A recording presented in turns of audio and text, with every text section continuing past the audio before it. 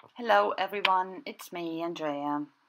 Today I'm here with a canvas I made, and I used this really nice napkin. That's this weathered wood napkin, um, to put it on the canvas as a background. I think at the end, no, it's definitely at the end, you can't really see something at this um, point in time. Of course, I didn't know that. I didn't really plan a thing, but I put a lot of layers of paint on top, so you really can't see the napkin. It's, yeah, would it be nice, but it went differently. So, and as I never plan, I didn't know that. So here I put a gesso wash on top, and then I start to put paint on, acrylic paint in different blue shades and turquoise. So I work on it and really put layer and layers on top, and in between I use this glazing medium to bring all the paint or colors together, and actually to have a bit more time to keep the acrylics a bit more liquidy, and otherwise they dry quite quick. It's not that this acrylic glaze is um, what do you call this, retarder to keep them open longer, but they are drying quite much slower with this glaze, and you can bring everything nicely together. So at the moment I'm really sorry about the reflection on that canvas. I still work on the lightning, but I really can't change it at the moment. And during this video you will see it gets better, because I put some parchment paper over that lens, and that works a bit as a diffuser, so that will get better, promise. And with the lightning, we will move in a few months anyway, and I will definitely change the lightning then. So be a bit patient with me and my lightning, but it will get better at some stage. But it's at the moment really not worth changing something in my craft room. So here's a close up. You can see all the texture from the napkin. So the napkin, of course, had or did something to it, but you can't see it. But it gives a nice texture. And the next step is I wanted to bring out the texture even more, so I went over it with gesso on top of my fingers, and went only slightly or very light, and over this texture to accentuate it a bit. That's it, I think. I didn't do a lot more on that. No, that's basically it. So yeah, you can see me using here the Lumiere paint, that's burnt orange, and I wanted to stencil something on the corners, the upper and the lower corner. So, but the problem was the modeling paste with the burnt orange was far too pale. Would have had to put much more in it, but it's so difficult for me to get this paint that I didn't want to waste it, and I put really a good blob into it, and that didn't work. I tried all stuff, go over it with other stuff, but it didn't work to me. So I wanted to cover that up, and here I try different stuff. I have this is actually dried orchid leaves. My orchids losing leaves every now and again. They're quite good, but they didn't really fit here. So, and I have this material I used on my seaside theme card recently. It is some sort of fabric.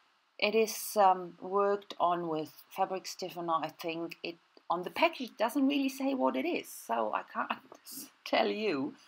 But it's a great thing. You can really work with it fantastically, and when you make it wet, for example, you can bring it in the shape you want to. And but here I really tear it only to get it a bit more looser and open it up a bit more and really bring it in the shape I would like to have. But before I put that down, I use my stencil. That's one of my handmade stencil. I make my stencils with a wood burning tool. So they are not very accurate. They have this bumpy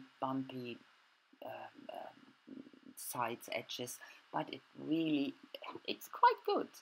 I really like it, and I'm not that good with drawing, so I really need simple shapes, and that's okay. I wanted to have a bit more of a balance, so instead of one in the middle, I put on the upper and lower parts of this. Actually, it's a carp, it's not a sea fish, but oh, come on, it's the only fish I have. So, and after that dried, I go on with my fabric and tear it even more to really cover this area. I really don't like. And looking at my canvas at the moment, it's laying here next to me, you can see a bit of it in the background, but that's quite good. And I like it in that way. Got this pale stenciling that I didn't like it. So, of course, I will color that in, and I use Daler-Rowney acrylic ink in this really fresh apple green. I love this color. At the moment, I'm really into this green, and I go over it with a darker one and a bit of turquoise. It's all Daler-Rowney acrylic inks, and for that I use this mini mister from Rangers because I think they mist really perfectly. I really like to use them. It's not a lot of ink. You empty the bottle quite quick, but with the acrylic ink, for example, you don't need a lot. I fill it half with acrylic inks, and 1-to-1. It's one part acrylic ink and 1 part water. So I use it very sparingly. So, and this mist, I can really recommend this mist. They work really fantastically. And here, after the stenciling dried, I put something on the edges, right and left. So, and for the wood planks I use this wooden spatula, do you call them like that? I think so. And cut them in the size I need to use them as this wood you find on the beach, you know, washed out from the sea, from the salty water, and I don't know what you call them. We have a word for that. That's Treibgut. You know, everything what's coming from the sea and ending up at the beach. We call that Treibgut. And to make it look washed out and worn out and used, of course, I go on and put paint on it, and I start with gesso. That wouldn't have been necessary, but okay. I start with gesso and go on with different brown shades and turquoise. Actually, as I did on my card, the last video with a seaside themed card I made. I made this in the same way, with the same colors actually. But at the end, I use on top a bit of white. I used gesso and splattered it on in big blobs to make it look like it has been used for renovation or for refurbishing, or very big blobs, as you can see here. That needs a bit to dry, and I set it then aside and let it dry, and go in and do other stuff. What did I do? Here you have a close up. You can see these big blobs on there. I think that adds quite a bit of a nice touch to it. Very used wood. So this triple gloss actually I use to put it on top of the black areas from the fish. This stenciling paste I used is quite shiny. It's not very pale or dull. But I wanted to have it shinier because it's a fish, it's in the water, and it should reflect much more. So I went over all the black areas on the fishes, and then I fill in the parts with metallic, what is it? I think that's my acrylic paint in pewter, definitely, because that's what I really like to use at the moment. It gives such a nice shine, but it's so settled. It's really nice. I really love it. It's from Amsterdam. And for the shading, I use my Faber-Castell Pit Artist big brushes and go around the edges and blend in with my fingers. And as you can see, I use here the lightest blue. That's what I always do. I start with the lightest shade, just in case something goes wrong. And you know, I'm never sure how dark it will be. So I always start with the lightest color and then go in with the next one to find out if that's okay or if it needs to be any darker. And it did. At the end, I used the darkest one, and that was actually the cobalt turquoise. It's 153. So, and that worked quite good at the end. So when you use the pit brush, you know, it's ink. You have a bit of time to work it in. It doesn't dry immediately. So if something goes wrong, it's easy to have a baby wipe next to you. That's what I always have, and wipe it off. That's very easy. And it's even better when you wait a bit, when you put it down, wait a tiny bit and start to blend then. Otherwise you take quite a lot of paint, or ink in that case, ink off again. And now I decide to etch this fish because it's open. It's not really a solid body, and I wanted to give it a bit of the impression of a solid body. And as you can see now, I think I go on. Was it? That was it. Didn't go on. So, and here I use this gel pen to only in a very loose, sketchy way go over the black parts and put some white lines in, some accents, not very accurate, so only a bit of sketching. And from this Joffy stem set, I use the bubbles. I really like to use these bubbles for water scenes. They are perfect. And put them around, not randomly actually, only around the fishes. But that's not enough. I still have another bubble stamp from this stamp set that was a freebie from somewhere, I can't remember, called Little Critters. As you can see, it has this sea creatures and this bubble, these tiny ones. And I put them in as well, around the fishes as well, you know, in a few, 4 or 5 of them. And no, not satisfied, another one, where to put it? Okay, that's it. So now you will have a close up, I think. And I'll show you the stamping. Little bubbles you can see here, and I actually use a white Sharpie to color in the small bubbles, but I only go into the small bubbles, color them white, and the bigger ones I use glossy accent. They should look more like air bubbles.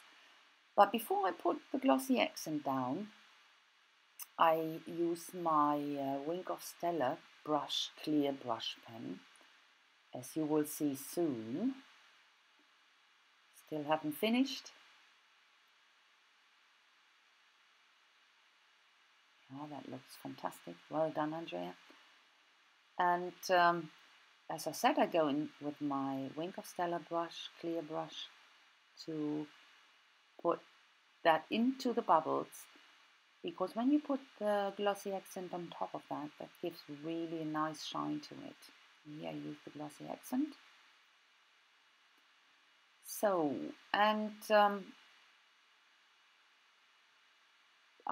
what I wanted to say actually is as well, you know, with this water scenes and beach scenes and whatever sea themes, I think it's the summer that inspires me a lot as well, because we can't go for holidays this year because of our move, and I think that's the summer is so fantastic at the moment. I would like to be at the sea, but okay, it's not possible. And a lot of people inspire me on YouTube.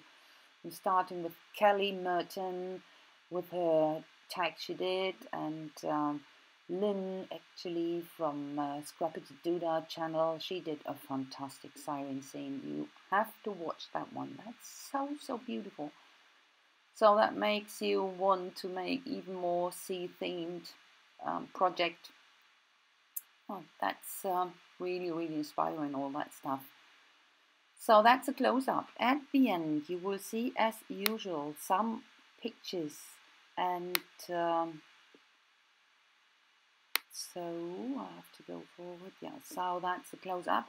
And what I will do, or have I done that already, this little accents on, no, I haven't. I will do that. You will see that soon. I use a Sharpie again and put some white accents onto the bubbles, on the glossy accent bubbles, to get this reflection on top.